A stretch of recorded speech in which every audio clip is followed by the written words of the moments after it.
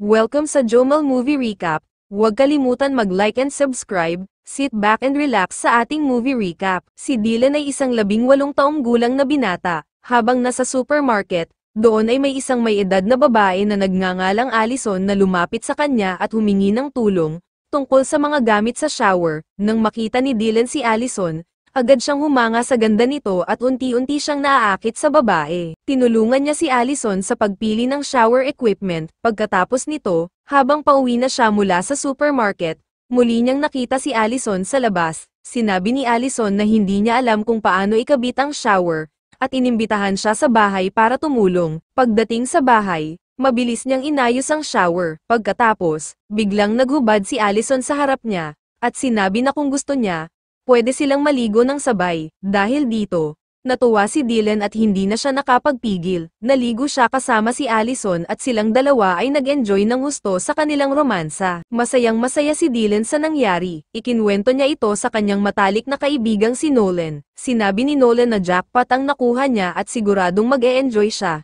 Kinabukasan ng gabi, may date si Dylan kasama si Allison. Napansin ng kanyang ina na si Clara na maayos ang pananamit ng anak kaya tinanong niya kung saan ito pupunta, pero hindi nagsabi si Dylan ng totoo. Sinabi lang niya na may party sila ng kaibigan niya. Dumating si Allison sa labas ng bahay at sinundo si Dylan. Nagpunta sila sa isang restaurant at nag-usap ng matagal. Ipinakita ni Dylan kay Allison ang isang app na ginagawa niya. Sinabi ni Allison na may kilala siyang nagtatrabaho sa IT company at tutulungan siya. Ngunit kapalit nito, may hinihingi rin si Allison, pero hindi niya sinabi ng malinaw kung ano ito. Imbes na pumasok sa kolehiyo, mas pinili ni Dylan na makasama si Allison at patuloy na makipag-romansa dito. Dahil dito, hindi na siya nakakabonding sa kanyang ina, kaya nagtataka si Clara sa kakaibang kilos ng anak. Isang araw, nakita ni Clara ang pangalan ni Allison sa cellphone ni Dylan at napansin niyang palagi silang nag-uusap ng matagal. Inakala ni Clara na isang kaklase lang ito ni Dylan,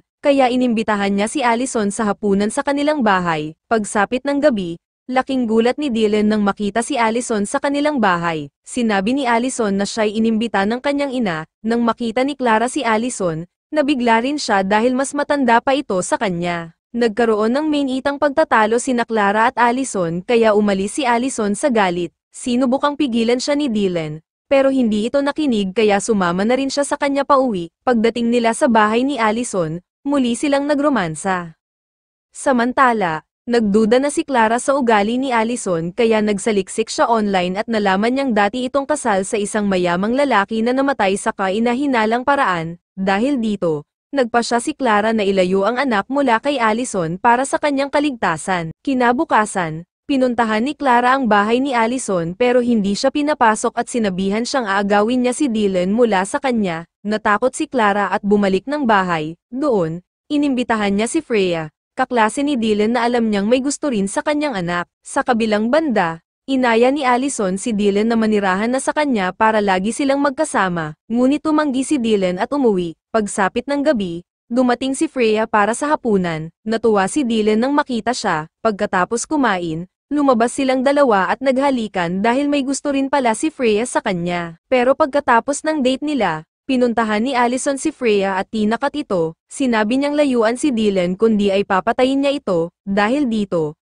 natakot si Freya at hindi na sinagot ang mga tawag ni Dylan. Isang araw, tinawagan ni Allison si Dylan para ipakilala siya sa kaibigan niyang nasa IT company. Inalok si Dylan ng trabaho pero tumanggi siya dahil gusto niyang makatapos muna sa kolehiyo. Nagalit si Allison, pinainom siya ng pampahilo at ginapos. Nag-alala si Clara nang hindi umuwi si Dylan kaya pumunta siya sa bahay ni Allison. Pagdating doon, binigyan siya ni Allison ng baril at sinabing isa lang sa kanila ang dapat mabuhay. Isinara ni Allison ang pinto. Nagkunwaring nagpapakamatay si Clara kaya bumalik si Allison sa loob para tingnan siya, pero biglang tumayo si Clara at nakipaglaban. Nang muntik nang mapatay ni Allison si Clara, dumating ang nobyo ni Clara na si Jonathan at sinaksak si Allison, dahilan para ito'y mamatay. Sa huli, ligtas ang lahat, naging magkasintahan sina Dylan at Freya at masaya silang dalawa sa kanilang bagong relasyon.